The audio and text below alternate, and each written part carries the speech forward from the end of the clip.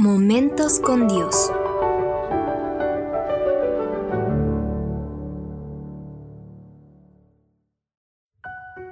Se rebaja la fe.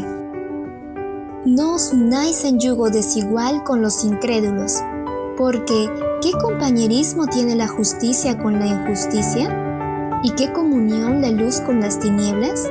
¿Y qué concordia Cristo con Belial? ¿O qué parte el creyente con el incrédulo? Segunda de Corintios, capítulo 6, versos 14 y 15. De ser perseguidos pasaron a ser perseguidores. De ser odiados llegaron a odiar a los otros. Es la experiencia del cristianismo en su fase apóstata, cuando se abandonó la fe pura y los lazos con lo mundano minaron la pureza. Aquí te lo contamos. Son los inicios del siglo IV y el gran imperio romano perseguía con tanta ferocidad a todo aquel que profesaba creer en Jesús como su Dios y Salvador. Ya se habían realizado muchas otras persecuciones por otros emperadores romanos, pero la más sangrienta fue en los tiempos de Diocleciano. En tales persecuciones, los cristianos tuvieron que abandonar sus hogares y vivir en cuevas, montañas y hasta en una ciudad subterránea al pie de Roma, las famosas catacumbas. Allí enterraban a sus muertos y convivían con esos cadáveres. Todo era más seguro que caer en manos de los soldados.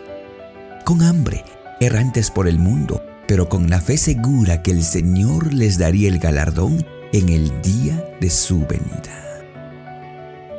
Entonces el siguiente emperador, hijo de Diocleciano, vio que no tenía sentido perseguir a los cristianos, puesto que al menos la mitad de su imperio eran cristianos. Por lo tanto, promulgó un edicto que daba fin a las persecuciones. Además, favoreció tanto a los cristianos que oficializó la religión y se permitió que vivieran en paz, que pudieran ejercer cargos públicos y tener todas las ventajas materiales.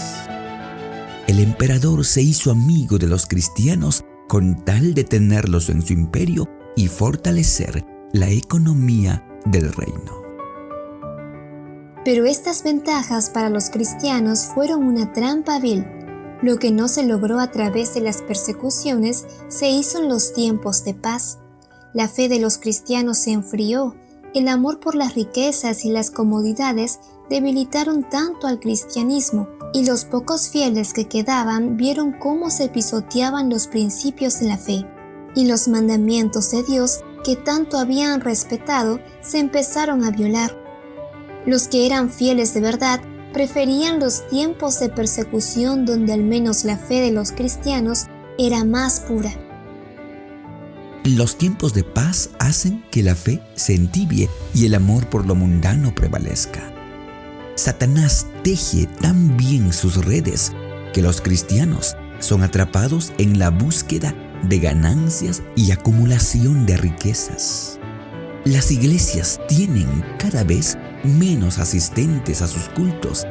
La mayoría asiste solo a las actividades principales y lo demás es abandonado porque se rompió la comunión con Dios. Por amor al dinero, a alguna posición pública, a algún honor mundano, se cambia los honores del cielo. Así, al hacernos amigos del mundo, nos volvemos enemigos de Dios. Haciéndose amigos del mundo, son enemigos de Dios. Por amor a las distinciones terrenales, sacrifican el honor inefable al cual Dios los ha llamado, el de manifestar las alabanzas de aquel que nos ha llamado de las tinieblas a su luz admirable. Los espectáculos, los juegos, el placer son otras cosas que atraen a los cristianos y multitudes van tras ellos.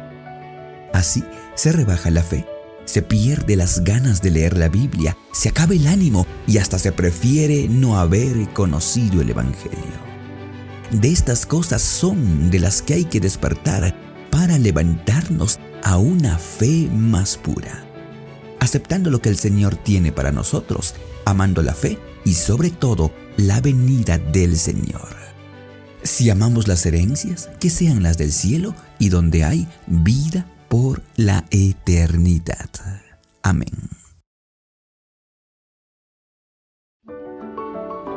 Comparte las buenas nuevas y no olvides visitar a www.labibliatienerazón.org.